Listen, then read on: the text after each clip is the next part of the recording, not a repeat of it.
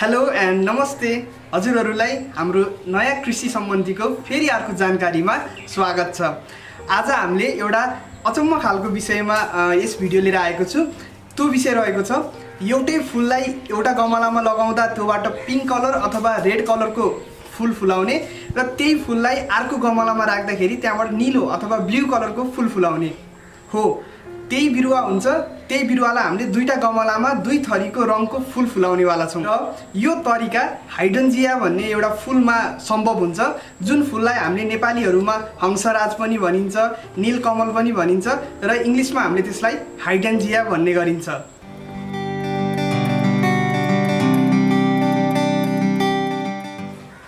अब म हजुरहरूलाई कस्तो अवस्थामा रेड अथवा पिङ्क कलरको फ्लावर र कस्तो अवस्थामा ब्लू कलरको फ्लावर आउँछ भनेर बुझाउन गइरहेको छु।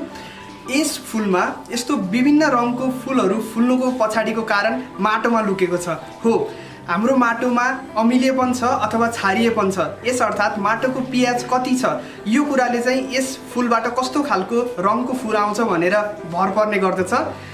कस्तो भइदिन्छ भन्दाखेरि यदि हजुरले जुन फुललाई लगाएको माटो अलि बढी अमिलेपन छ, अमिलेपन भनेको त्यसको पीएच 5.5 अथवा त्योभन्दा थोरै कमी छ भने त्यस्तो अवस्थामा त्यस बिरुवाले ब्लू अथवा नीलो रङको फुल दिने गर्दछ।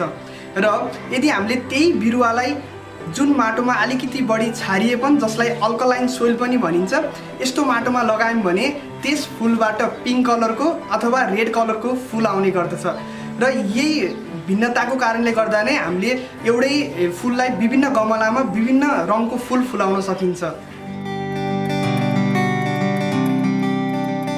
र अब म हजुरहरूलाई पनि तपाईहरूले आफ्नो गार्डनमा यस्तो कसरी गर्न सक्नुहुन्छ र एउटै बिरुवाबाट यसरी दुई थरीका फुल कसरी निकाल्ने भनेर म हजुरलाई उपाय सिकाइदिन्छु। यसको लागि पहिलो स्टेप भनेको हजुरहरूले एउटा हाइड्रेन्जियाको फुल लिएर आएर घरमा सार्नु पर्यो। हजुरहरूले आफ्नो बारीमा अथवा खेतमा जस्तो माटो छ त्यही माटोमा यो फुललाई सार्न सक्नुहुन्छ र यसरी सारेपछि दुईटा अवस्था हुन सक्छन्। कि त त्यस माटोमा नीलो कलरको फुल फुल्छ अथवा त्यस माटोमा पिङ्क अथवा रेड कलरको फुल फुल्छ। र मानिलिनु पहिलो अवस्था भनेको तपाईँको माटोमा नीलो कलरको फुल फुल्यो, यस अर्थात् तपाईँको माटो अमिलेपन अथवा एसिडिक सोइल रहेछ। अब हजुरहरूले त्यस माटोलाई क्षारीयपनतिर अथवा बेसिकतिर लानुभयो भने हजुरहरूको फुलहरू पिङ्क कलरको फुल्ने गर्दछ।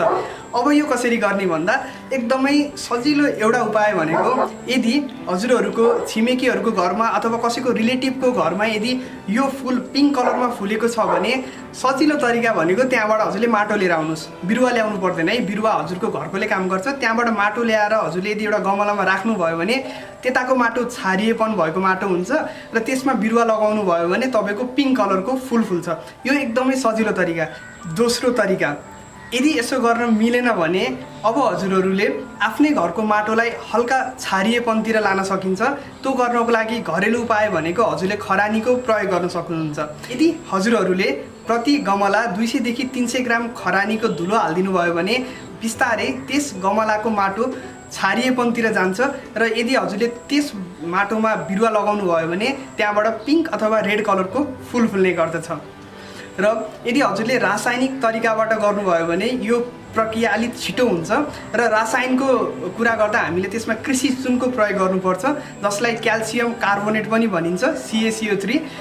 कृषि चुनको प्रयोग गर्दा हजुरहरूले एउटा गमलामा 15 देखि 20 ग्राम कृषि चुन जुन पाउडरमा पाइन्छ त्यो पाउडर यदि माटोमा मिसाइदिनु भयो भने तपाईँहरूले त्यस गमलाको माटोलाई क्षारीय अथवा बेसिकतिर लैजानुहुन्छ र त्यसमा लगाएको फुलबाट हजुरले पिङ्क कलरको फुल पाउनुहुन्छ।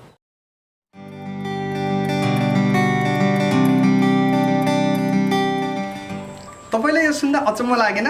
मलाई त यो प्रक्रिया हुन्छ भन्दाखेरि नै कति अचम्म लागेको थियो। त्यसपछि मैले यस विषयमा अध्ययन गरेँ र यो किन हुन्छ त नि, यसको पछाडिको जुन मेन प्रक्रिया अथवा जुन प्रोसेस कसरी हुन्छ भनेर मैले बुझेँ। र बुझ्दाखेरि मैले के थाहा पाएँ भन्दा हजुरहरूलाई साधारण भाषामा बुझाउन खोज्छु। मैले मेन कुरा भनेको बिरुवाले माटोबाट कस्तो तत्त्व लिन्छ केमा भर पर्छ भन्दा माटोको क्वालिटी अथवा माटो कस्तो छ।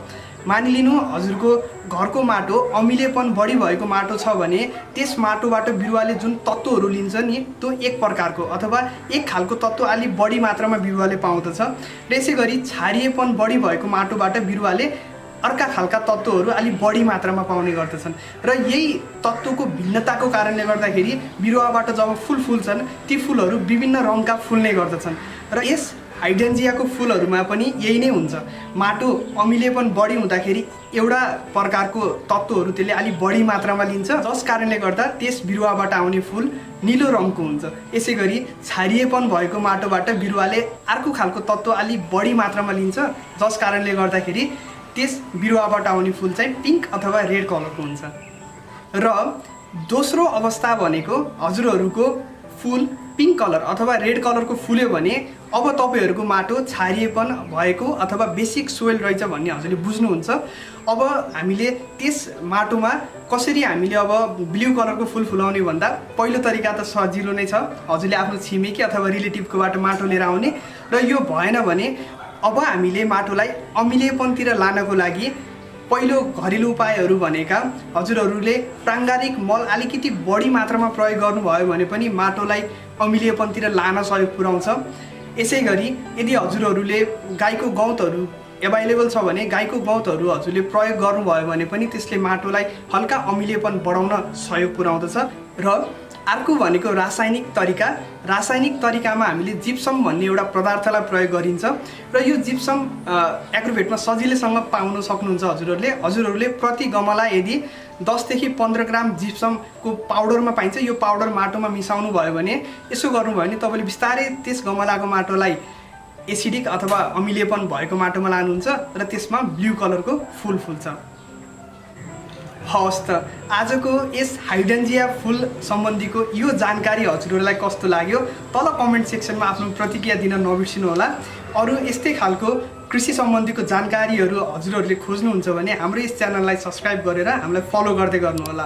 हाम्रो देश हाम्रो कृषि। Thank you. Thanks for watching.